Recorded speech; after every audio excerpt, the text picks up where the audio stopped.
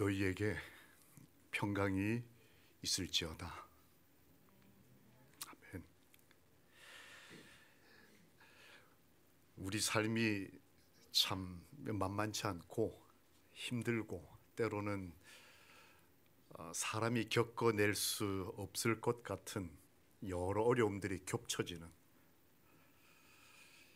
게다가 이 소용돌이치는 예언의 역사가 객관적이고 그리고 타자적인, 그러니까 지켜보던 역사가 나와 내 가정에서 실제로 개인적으로 적용돼서 이루어질 때 주의 이 부활하시고 난 다음 처음으로 하신 이 말씀, 너희에게 평강이 있을지어다. 우리가 이런 삶을 살게 될 걸 하나님께서 아셨던 것 같습니다. 저희 삶의 이 안식일 저녁 주께서 하신 이 말씀, 평강을 기원하신 말씀이 성경대로 이루어지기를 예수님 이름으로 기도합니다. 아멘.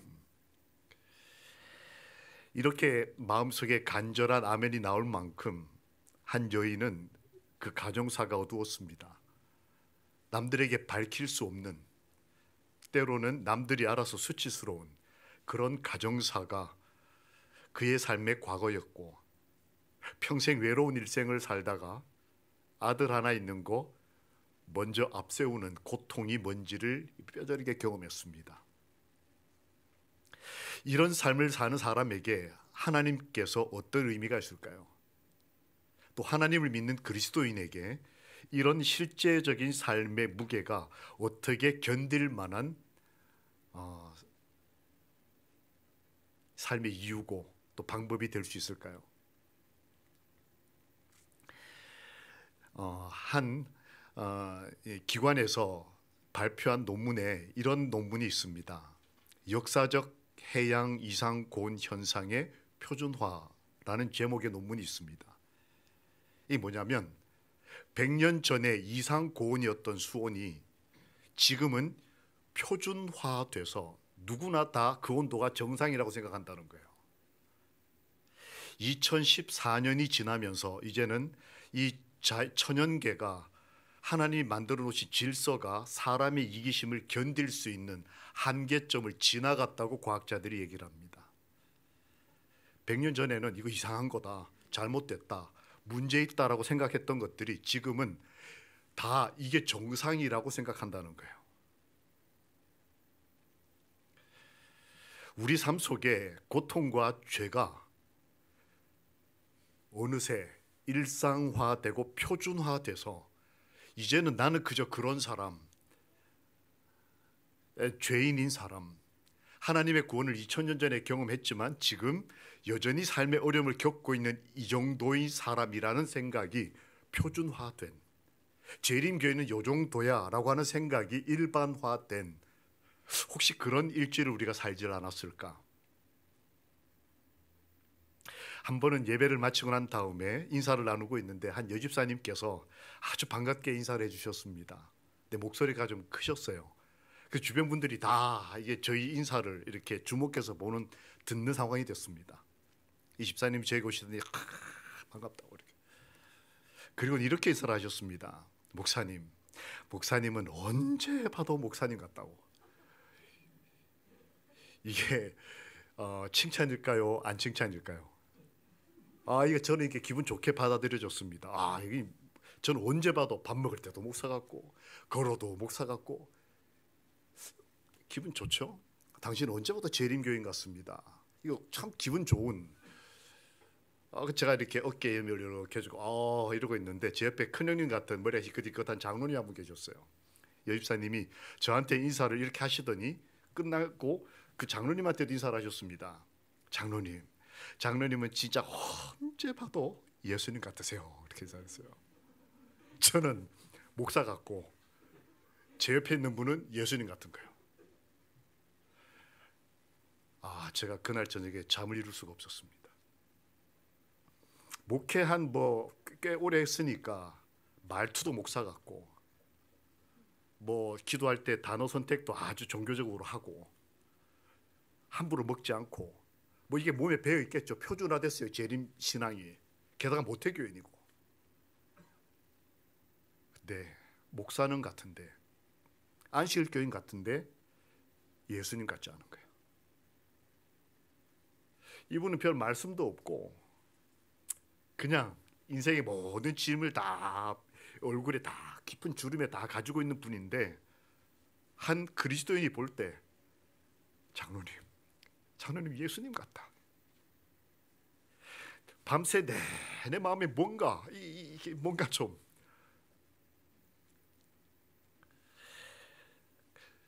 인생의 많은 고통과 아픔을 가지고 있었던 그 예언이 자신에게서 온전히 이루어지는 걸 감당해야 했던 마리아라고 하는 한 그리스도인 여자분이 계셨습니다. 이분은 어떻게 예수님을 품을 수 있었을까? 어두운 가정사 아시죠? 제초로 들어간 거. 그 다음에 전처가 낳은 자녀들이 최소한 아들만 4명 이상 있는. 그래서 내가 낳은 아들 예수는 끊임없이 이 가정의 복잡한 관계 속에 어렵게 사는 것을 봐야 했던. 게다가 남편 일찍 죽고 얼마 있다가 그 아들 십자가에서 죽는 것을 봤던. 게다가 성경에 예수님께서 오실 것이라는 예언이 400년 동안 반복되어 오다가 그게 막상 내 삶에서 이루어지는 오늘날 여러분과 저 같은 인생. 어떻게 이 삶을 감당하면 좋을까요? 함께 좀 읽겠습니다. 누가복음 1장 46절 47절입니다. 시작. 마리아가 이르되 내 영혼이 주를 찬양하며 내 마음이 하나님 내 구주를 기뻐하였음은. 내가 만약 마리아였다면 삶을 견뎌낼 수 있었을까? 그런 가운데 이루어지는 예언의 성취가 이렇게 돼서 세계사가 이렇게 갔다 이게 아니고 내 삶에서 직접 이루어질 때에 내가 그걸 정말 감당할 수 있었을까? 그 거룩한 두려움까지 말입니다. 그 이유를 찾아봤더니 마리아는 하나님을 기뻐하는 것이 그의 삶의 감정의 지배적이었습니다. 이 심리 용어에 지배적 감정이라는 표현이 있어요. 인간은 희노애락을 느끼며 삽니다. 고통, 아픔, 기쁨, 행복 이런 걸 동시에 하루에도 여러 번 이렇게 겪고 사는데 내 삶을 지배하는 감정이 뭐냐에 따라서 아무리 행복한 조건에 갖다 놔도 우울증 걸리는 사람이 있고 감옥에 있어도 찬양 부르는 사람이 있고. 왜 그러는가? 그 사람의 지배적 감정이 뭐냐에 따라 차이가 난다는 거예요.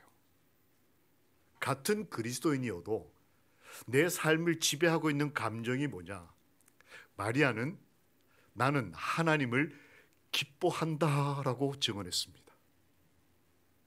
그의 삶의 핵심에 많은 고난의 흔적들이 남아있지만 예언의 성취까지도 내 삶에 남아있고 그래서 내가 앞으로 가야 할 길이 거룩한 길이었지만 그의 삶에 하나님은 기쁨이었어요. 저는 이게 굉장히 마음에 깊이 와닿았습니다. 나중에 아시겠지만 이 성령의 열매 중에도 하나님과 함께 있는 사람이 살아가며 경험하게 되는 그 열매들의 기쁨이 있지 않습니까? 정말 삶이 혼란스러웠을 것 같습니다. 게다가 하나님께 선택받은 것의 결과는 외로움이었어요. 이게 그리스도인이 되고 재림교인이 되면 집안에서 환영을 받고 사회적으로 직장에서 이렇게 존경을 받는 것이 아니고 진리횃불 교인이 되는 순간에 외롭다는 느낌을 받아야 된다면 어떻게 하시겠습니까? 제가 만난 어떤 여집사님은 교회가 또 외롭다고 표현하시더라고요. 그냥 자기 나이 또래의 아이들 키우는 엄마들하고 학교 앞에서 자기 아이 기다리면서 이렇게 이런저런 얘기하는 시간이 훨씬 더 마음이 편하고 교회 와서 앉아있는 시간이 훨씬 더 많은 생각을 해야 되는 이 마리아도 그랬던 것 같습니다. 게다가 그의 인생에 십자가가 남았어요.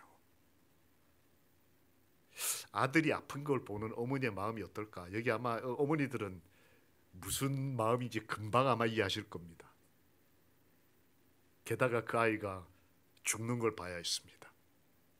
다른 사람을 위해서, 그 사람들의 배신으로. 이걸 본다는 것이 신앙이다, 이렇게 정의가 됐다면 이 견딜 수 있을까요? 그런데 마리아는 이런 삶에서 어떻게 기쁨을 찾을 수 있었을까? 그의 삶의 흔적들을 살펴보면 혼란한 가운데서 그는 하나님의 말씀이 어떻게 적용되는지를 확인하면서 확증했다라는 표현이 나옵니다. 행복하고 기쁜 삶이 반복되는 것이 아니라 어렵고 고난이 있을지라도 혼란이 왔을 때 그 삶을 하나님을 만나는, 하나님의 말씀이 옳다고 하는 것에 대한 확증을 얻는 기회로 얻었다. 선택받았을 때에 겪게 되는 외로움을 어떻게 견뎌냈을까? 하나님과 동행했다. 우리 진리횃불 교회 하늘가족 여러분, 지난 일주일 동안 어떻게 사셨습니까? 혹시 외롭지 않으셨습니까? 외로운 그리스도인의 삶을 살 수밖에 없던 이 죄악된 땅, 마리아는 하나님과 동행함으로 견뎌냈어요. 십자가나 죽음 피할 수가 없었습니다. 아들이 피할 수 없었듯이 그 잔을 어머니도 마셔야 했어요. 얼마나 힘들었으면 기절까지 했을까요? 기절해서 끌려 나갔다가 정신 차리고 다시 돌아왔습니다. 그 어미가 자식을 향한 간절한 마음, 거기에다 신앙이 덧붙여지고 말씀이 이루어지는 역사의 현장 가운데에 그가 있는 것은 기쁨임과 동시에 고통이었습니다. 이걸 어떻게 견뎠을까? 부활이 있었어요. 저는 이걸 이렇게 정리해 나가면서, 그래, 3일만 견디자, 뭐 이런 거 말입니다. 마리아의 입장에서 아들이 지금 그렇게 그 인류의 죄를 감당하고 있는 모습을 보고 있을 때에 신앙이 없었다면 그 어머니로서의 고통이 전부였겠지만, 신앙이 있는 한 그리스도인 어머니 입장에서는 그 고통은 아마 예수님의 마음만큼의 고통이었을 거예요. 그 죄가 다 느껴졌을 겁니다. 그런데 하나님이 그에게 아들의 부활을 주셨어요. 이 세상에 존재하는 어느 어머니 가운데 십자가와 죽음이 부활로 보상되는 은혜를 누릴 수 있었을까요? 이 마지막 시대의 예수님의 재림을 기다리면서 우리가 겪게 될 십자가와 어떤 분에게는 죽음 같은 고통이 있을지라도 어떻게 그것이 성령의 열매로 기쁨으로 맺힐 수 있을까? 부활의 소망, 회복시키신 하나님, 일주일 동안 힘들었던 삶을 이 안식일의 이 평안함 속에서 우리를 다시 살고 싶도록 마음을 이렇게 편안하게, 때로는 감동으로 이렇게 우리를 부활시키시는 그분은 마리아에게도 저희에게도 살아계시는 하나님이십니다. 아멘. 그 어머니는 다시 그 무서운 장면으로 돌아왔다. 이 마리아는 지금 마리아는 예수님의 십자가 앞에서 혼절했다가 다시 돌아왔습니다. 그런데 그 이유를 이렇게 썼어요. 저희들에게 이 영감의 글이 있다는 게 얼마나 좋은지 모르겠습니다. 그는 도무지 아들에게서 떨어져 있을 수 없었던 것이다. 예수 그리스도에게서 떨어져 있을 수가 없었기 때문에 십자가의 길을 혼절을 했다가도 다시 가는, 어떻게 보면 예수님만큼이나 믿음이 좋았다. 보통 이렇게 피하고 싶지 않겠습니까? 이건 한 번이면 됐지, 그만. 그럴 만한데 거기에 내가 사랑하는 그 사람, 그분 예수가 계심으로 다시 누가 누구를 닮아가는 걸까요? 하나님을 사랑했던 마리아가 아기 예수를 안았던 이 모습이 그 어머니를 보고 신앙을 배워 나갔던, 그리고 하나님을 다시 닮아가시던 그 아들 예수에게서 그대로 누가 누구를 닮았는지, 우리는 누구를 닮아가는 그리스도인일까요? 사실 예수님의 삶에도 보면 이런 표현들이 등장합니다. 외로움, 혐오, 눈물, 피, 십자가, 죽음, 이거 다 시대 소망과 성경에 나오는 표현들입니다. 아니 30년밖에 안 사는 그 짧은 인생에 하나님 믿고 헌신적으로 살았으면 좀 뭔가 신도시 아파트 이런 게 좀 있어야. 그런데 이런 삶을 예수님이 어떻게 견디셨을까요? 예수님의 지배적 감정 이렇게 표현되었습니다. 하나님은 사랑이시라. 예수님이 고난이 없고, 예수님이 항상 행복하시고, 예수님이 항상 이렇게 뭔가 평안하고 이런 삶을 사셨던 것이 아니라 십자가의 길을 가시는 삶에 배신, 혐오, 피 이런 것들이 온 인생에 묻어나지만 그분의 마음속에 있는 그분의 지배적 감정은 사랑이었어요. 이 모든 것을 견뎌내실 수 있는, 우리에게 모든 것을 주시고도 기꺼이 그 삶이 평화로우신, 정말 좋으신 우리 아버지. 그분 때문에 저희가 일주일을 살아내고 그리고 오늘 안식에 들어갈 수 있다는 것에 대해서 우리 감사와 기쁨으로 하나님을 경배합시다. 아멘.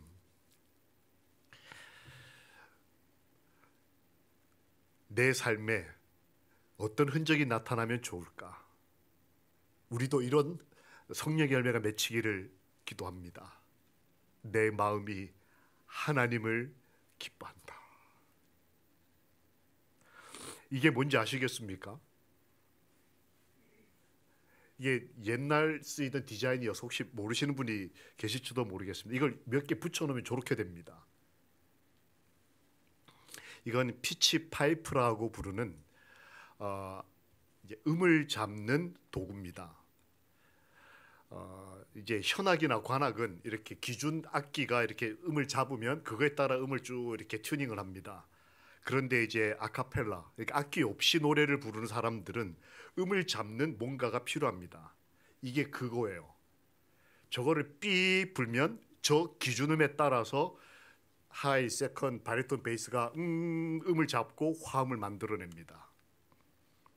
다른 음들이 인생에서 필요 없다는 뜻이 아닙니다. 우리는 조화를 이루고 하나님 은혜 가운데서 희노애락을 거치며 살아가는 인간들입니다. 사람이에요. 그런데 내 인생, 내 삶의 기준이 뭐냐고 하는 거예요.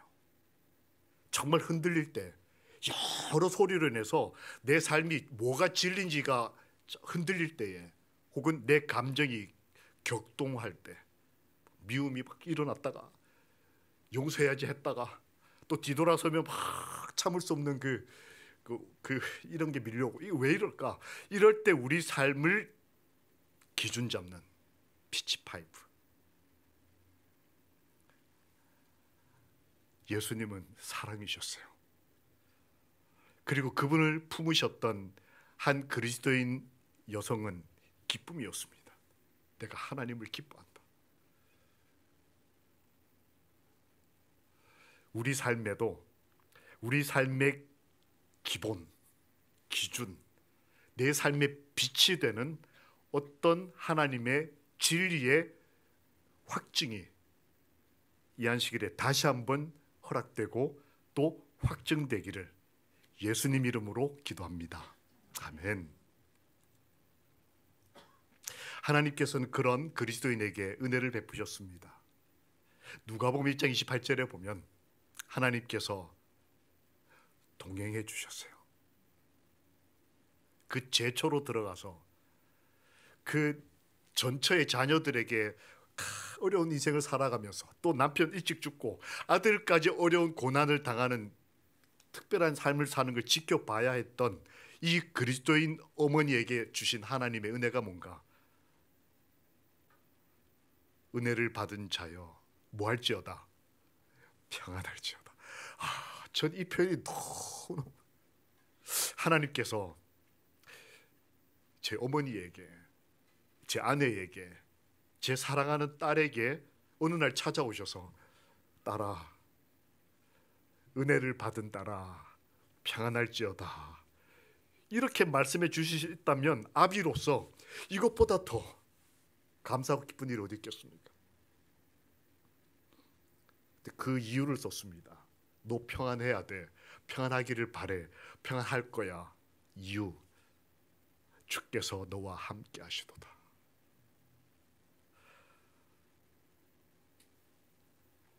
성경은 이렇게 얘기합니다. 함께 읽어보실까요? 시작. 여호와를 기뻐하라. 그가 내 마음의 소원을 너에게 이루어 주시리로다. 여호와를 기뻐하라. 참 기쁨을 찾느라고 사람들이 여러 생각지 못한 행동들을 하는 시대에 여러분과 제가 지금 삽니다. 밤에 잠도 안 자요. 기쁨을 찾기 위해서. 그게 죄인지 의인지 구분도 못합니다. 이걸 통해 내 삶과 내 가정이 어려워질 수 있다는 걸 알면서도 선택하는 이상한 시대에 여러분과 제가 삽니다. 하나님께서 말씀하십니다. 여호와를 기뻐하라.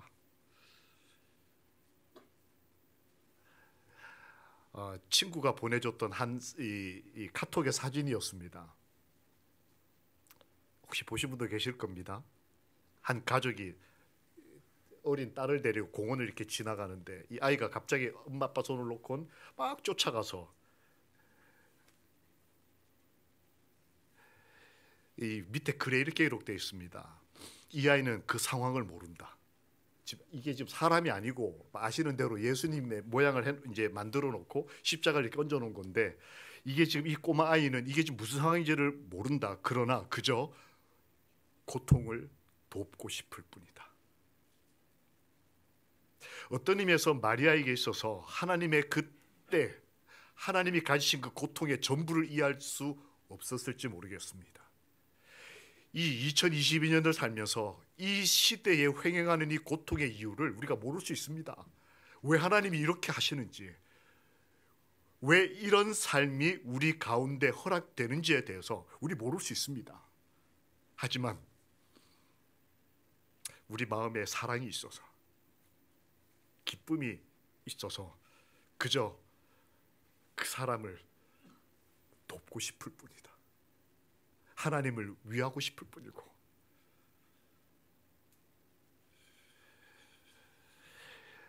마리아의 신앙에 또 다른 모습이 어떤 모습이 있었길래 그 어려운 현실을 잘 견뎌내고 행복한 그리스도인으로 살 수 있었을까? 하나님과 연결된 그리스도인이었다라고 하는 것입니다. 우리는 어떤 그리스도인일까요? 내가 믿는 신앙의 핵심적인 이유는 뭘까요? 마리아는 하나님과 연결되었다라고 하는 이 표현이 이렇게 구체적으로 시도해서 얻어진 열매라고 말씀을 기록합니다. 첫 번째, 마리아는 기도의 힘씀으로서 하나님과 연결이 되는 사람이었습니다. 제가 여기서 기도에 힘을 쓴다는 표현이 어느 날 갑자기 아주 이렇게 생경한 표현으로 다가왔습니다. 어차피 우리 인생 뭔가 힘을 쓰고 살지 않습니까? 젊은 애들은 게임하느라고 힘쓰고, 또 어떤 분은 돈 버느라고 힘쓰고. 마리아는 기도에 힘을 쓰는 사람이었다.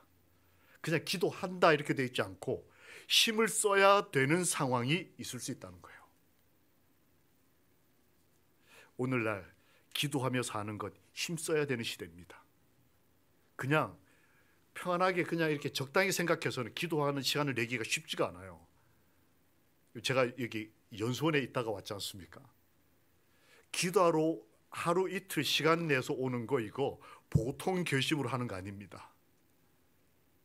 그래서 오신 분들은 거의 잠을 안 자요. 얼마나 어렵게 왔는지 자기 스스로 잘 알기 때문에 와서 뭐 먹는데 뭐 어디 뭐 만들어 이렇게 뭐 먹고 하는 그런 데 시간 쓰지 않습니다. 먹는 것 자는 것 줄여가면서 간절하게 기도해요. 그 기도실 문 앞에 가면 그 기도가 정말 느껴져요. 그 간절함이. 그 종종 이렇게 기도하시러 오면 이렇게 방에 불을 보고 새벽에 가면 이제 기도실 앞에 저희가 그분들 위해 문고리 잡고 기도를 해드립니다. 근데 어떤 데 가면 기도 소리가 밖에까지 이렇게 새어 나와요. 그러면 저희 막 가슴이 떨릴 만큼 정말 간절하게 힘써서 기도해요. 그리스도인은 그런 사람이에요. 마리아는 하나님을 찬양하는 사람이었다. 제가 요 근래에 이렇게 집회가 없으면, 제 연수가 없으면 이렇게 교회 가서 함께 말씀으로 은혜를 나누는데, 요 근래에 예배 전에 이렇게 찬양을 열심히 많이 하는 교회는 처음 본 것 같습니다. 다 그냥 영상으로 대체를 합니다. 요즘 이런 상황 때문에 제가 예배도 시작하기 전에 은혜를 많이 받았습니다. 내 영혼이 주를 찬양한다. 우리 영혼이 주 여호와를 찬양하게 되기를 찬양 받으시기에 합당하신 예수님 이름으로 기도합니다. 아멘. 그래서 말씀해 보니까 성령이 임하시고 이렇게 돼 있더라고요. 기독교 역사 가운데 예수님의 역사가 시작되기도 전에 한 그리스도인 여성이 성령 하나님과 함께 있는 경험을 합니다. 위에 공간에 보니까 하나가 좀 빠져 있을 것 같지 않으십니까? 뭐가 빠졌을까요?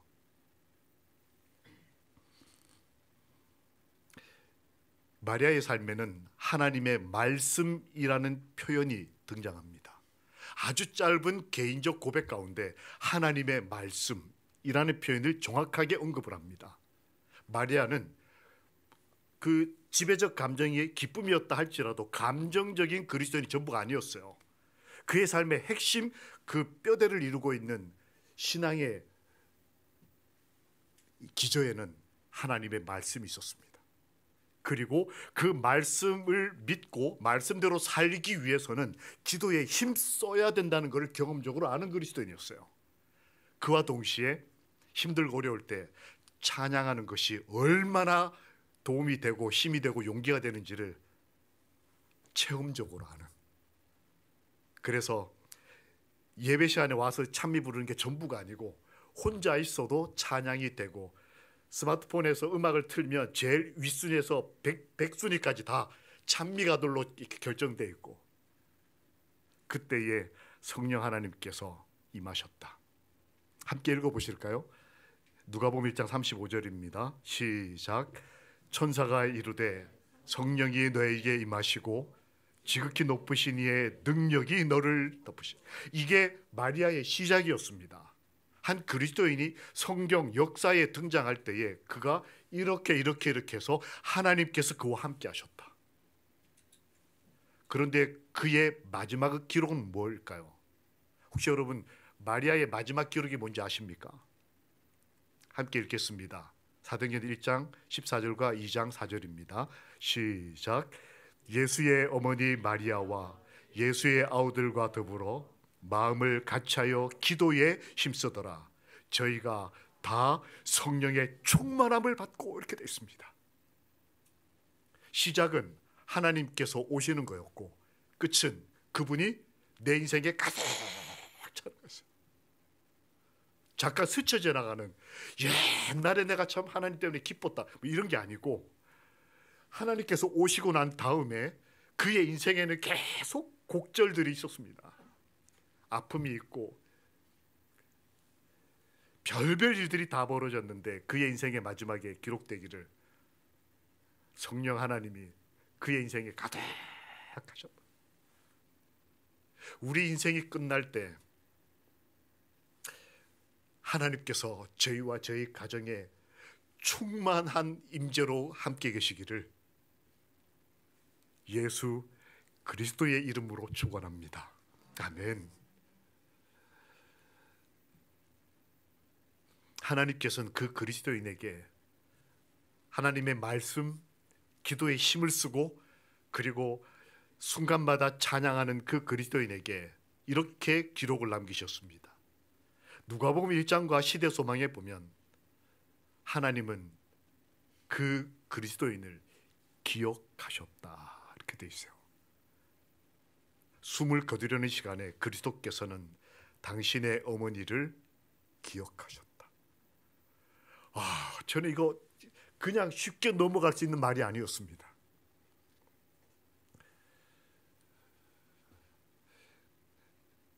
하나님이 전 인류를 구원하시기 위해서 십자가 위에 계실 때에 불과 7마디, 몇 마디 못 하셨어요. 그런데 그 중에 어머니를 기억하셨습니다. 하나님이 기억하셨어요.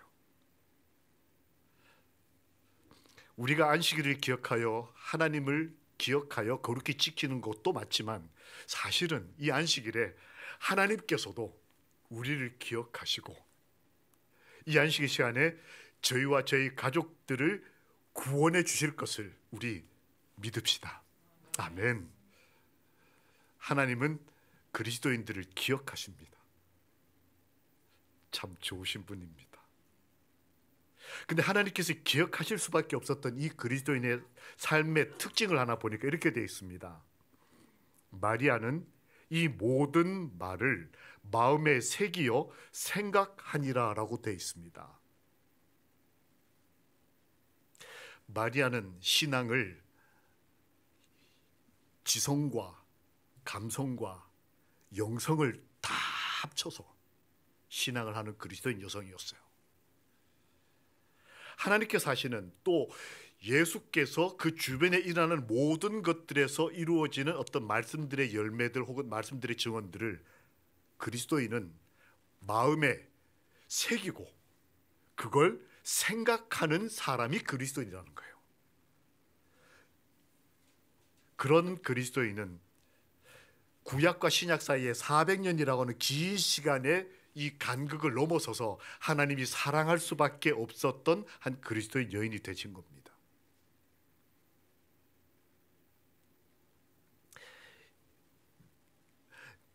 이 표현을 또 다른 영감의 글은 이렇게 썼습니다.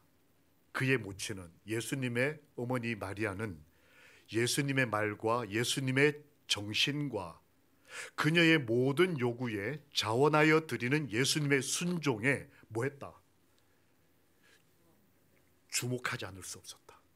그 어머니 마리아는 내 아들, 내 가족을 위해서 삶을 살아갈 때에 내 아들을 위해서 돈 버느라고 주목하고 내 자녀들의 미래를 위해서 아파트 값이 어디 오르고 내리고 거기에 주목하는 것이 아니라 예수님은 어머니로서의 본능도 가지고 있었지만 예수님의 어머니로서 마리아는 예수님의 말과 예수님의 정신과 가정에 일어나는 모든 어떤 필요에 대해서 예수님이 어떻게 순종하시는지에 대한 그 삶을 주목해서 보았다.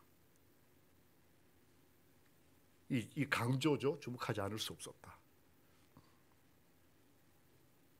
이렇게 그리스도의 말씀, 그리스도의 정신, 그리스도의 일상 삶에서의 모범적인 순종을 주목해 보는 그리스도인에게 천사가 말합니다. 진리의 뿔 하늘 가족들이여 무서워하지 말라. 2022년 무서워하지 말라. 너희가 하나님께 은혜를 입었느니라. 여러분과 저는 이미 하나님께 은혜를 입은 사람들입니다. 여기까지 와서 오늘을 미래를 무서워하지 마라. 여러분과 저와 우리의 아이들이 하나님께 은혜를 입었다. 한 노트에 이렇게 적혀 있었습니다. 빛 가운데 있으면 키가 작아도 꽃은 핀다. 제가 이렇게 길을 가다 보니까 코스모스가 이렇게 펴 있는데 다 이만큼씩 컸어요. 한 1m씩 이만큼씩 다 컸는데 한 친구가 요만해요. 이 땅바닥에 붙었어요. 남들 크는 동안에 그 친구는 이만큼 큰 거예요. 근데 그 아이도 꽃이 폈더라고요. 어디에 있으니까? 빛 가운데 있으니까. 남들하고 키재기 하지 않고 자기의 존재감의 가벼움을 뭐 고통스러워하지 않고 그냥 자신의 인생의 꽃을 피우는.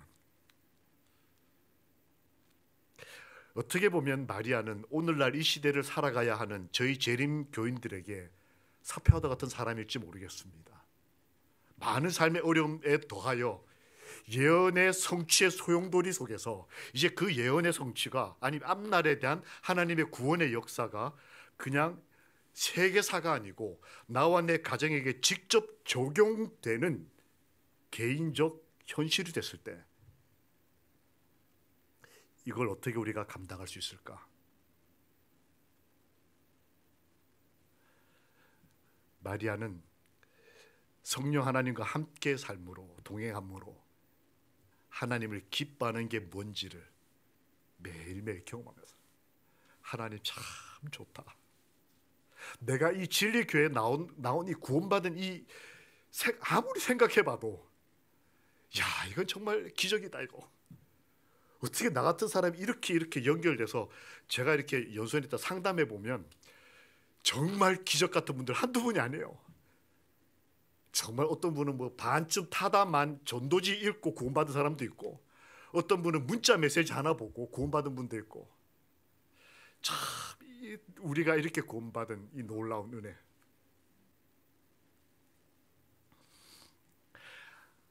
한 여청년이 있었습니다. 저희 재림교회 진리를 받아들였어요. 근데 부모님들이 도저히 이 딸의 믿음을 이게 감당이 안 되셨나 봐요. 좀 오래된 얘기입니다. 그래서 그때 당시는 아마 이렇게 부모님이 사랑하는 아이들을 이렇게 좀 이렇게 손찌검도 좀 하고 그럴 때였던 것 같습니다. 맞기도 많이 맞고 이렇게 금요일 저녁에 교회 갔다 오면 이제 아버지가 작대기를 몇 개 준비해 놓고 그러면 어머니는 대문과 아버지와 딸 사이에서 이러지도 저러지도 못하면서 아버지 말리다가 어머니도 같이 맞고 교회 갔다 오면 그러고 난 다음에 쫓겨나서 밤새 그렇다고 어디 뭐 딴 집에 갈 데도 없고 그래서 문 밖에서 밤을 새고 아침에 옷만 갈아입고 다시 교회를 오고 그러다가 쫓겨났습니다. 하나님을 믿을래. 우리 집에서 너 걔들 있으면 남매들 꽤 여럿 됐는데 꽤 좀 부유하셨던 것 같아요.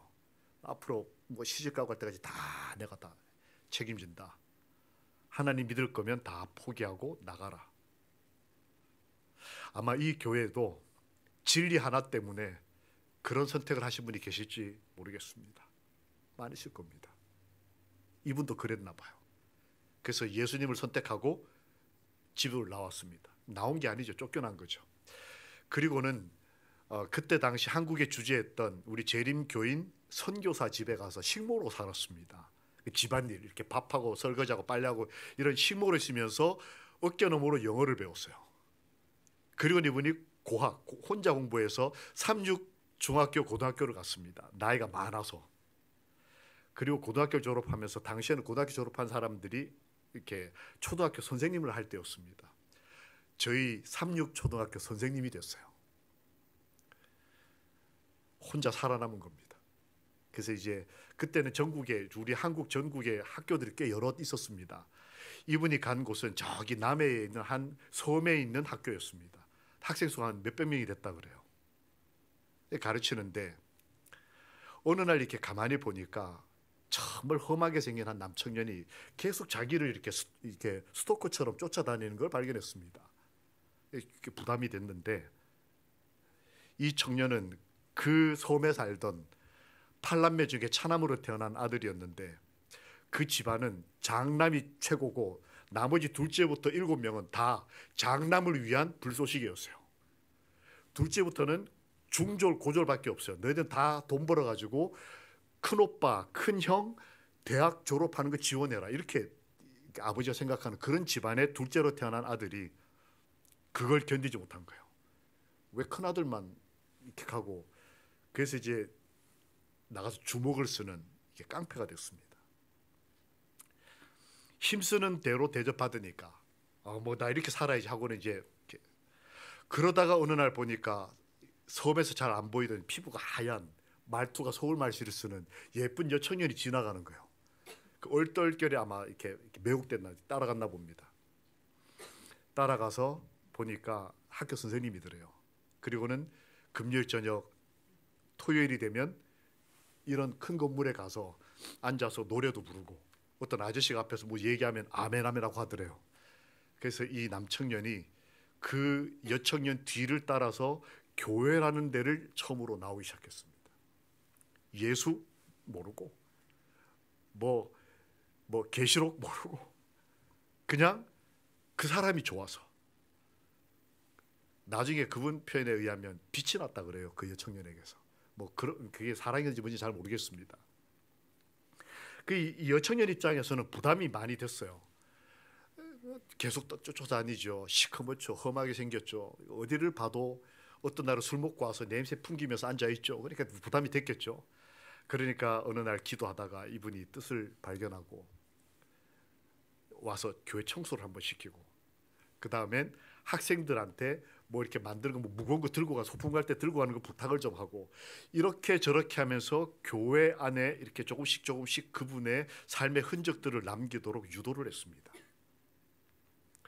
그리고 어느 날은 노래를 시키고 나와서 찬양을 하게 하고, 어느 날은 기도를 시키고 더듬 기도를 하고,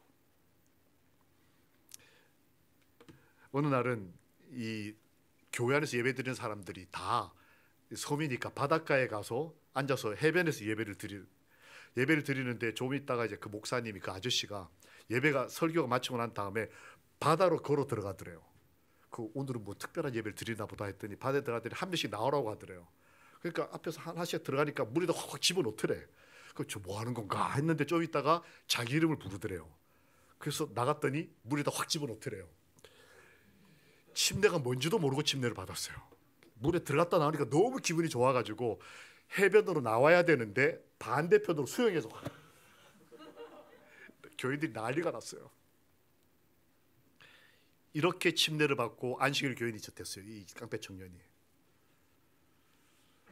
근데 이 그리스도인 여인이 말합니다. 당신은 공부를 했으면 좋겠다. 성경을 공부하는데 아주 이렇게 똑똑하고 이렇게 조직적이고, 그러니까 공부를 하는 걸 해서 야간 고등학교를 다닙니다. 그리고 대학을 갑니다.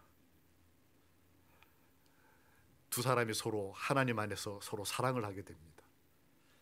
대학을 졸업할 때 수석 졸업을 해서 대학에서 이제 교수요원으로 키우려고 뭐 유학 이게 프로그램을 제안을 했습니다.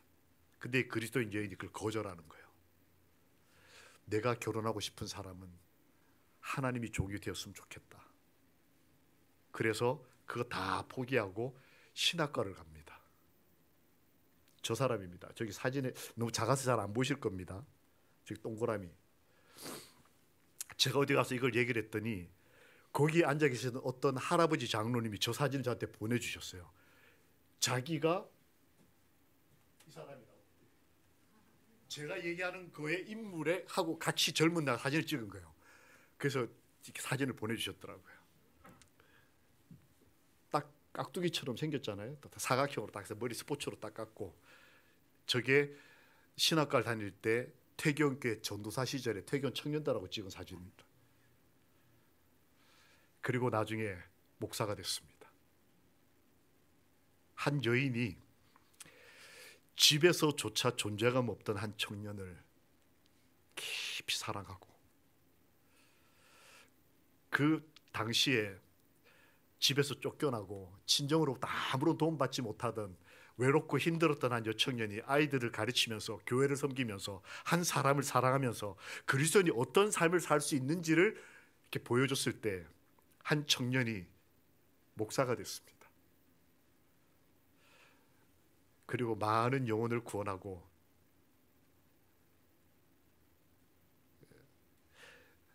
환갑되던 해 60세에 이제 돌아가셨습니다. 그리고 그 여인 되시는, 부부 되시는 이 사모님은 작년에 제가 사진을 한 장 받았습니다. 사모 연수라고 사모님들끼리 모여서 하는 연수가 있었는데 하고 있는데 사진이 한 장 왔어요. 저기 왼쪽에 있는, 밑 아래 사진 왼쪽에 있는 분이 영남합회 현재 지금 합회장님이셔요. 합회장님이 임원들을 데리고 합회의 원로 목사님, 사모님들을 찾아다니면서 이렇게 기도를 해주시는데 저 사모님, 저기 동그라미에 있는 분과 결혼했던 그 사모님이 90이 다 돼 가시는데 치매가 있으셨어요. 저 목사님이 전도사 나올 때에 그 젊은 사모님이시고 얼굴을 알았는데 얼굴을 못 알아보는 겁니다. 이제 치매가 와서.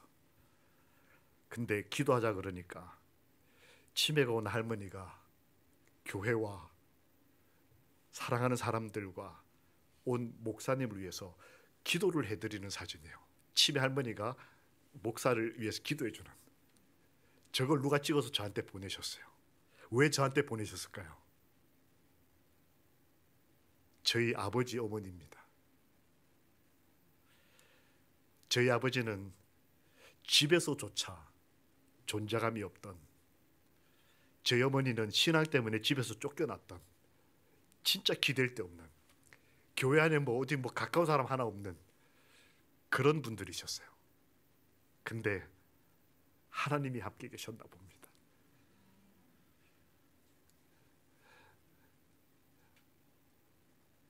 어머니도 돌아가셨습니다. 제 마음속에는 아버지와 어머니의 삶 속에 나타난 하나님의 흔적이 기쁨으로 남아 있습니다. 우리는 우리 자녀들에게 어떤 그리스도인일까요? 우리는 하나님이 보실 때에 어떤 그리스도인 딸이요 아들일까요? 한 영혼을 구원할 수만 있다면 이 땅의 인생이 참 가치 있지 않겠습니까? 우리가 사랑하는 내 남편, 내 아내, 우리 부모님, 우리 사랑하는 아이들을 내가 구원할 수 있다면 우리 인생 참 기쁘고 감사한 인생 아니겠습니까? 고통이 없고 어려움이 없는 것이 아니라 그 가운데서도 하나님과 함께함으로 하나님이 살아계심을 확증하고 하나님과 동행하고 하나님을 찬양하는 가운데 참 이런 글이 남았더라고요. 함께 읽어보실까요? 시작. 그녀의 마음은 감사의 기쁨과 찬란한 희망으로 가득 찼다. 오늘 2022년 이 소중한 안식일에 우리의 마음이 감사의 기쁨과 찬란한 희망으로, 우리의 가정이 기쁨과 희망으로 가득 차게 되기를 우리를 사랑하시는 예수님의 이름으로 기도합니다. 아멘. 너희에게 평강이 있을지어다. 말씀이 이루어지기를 소망합니다.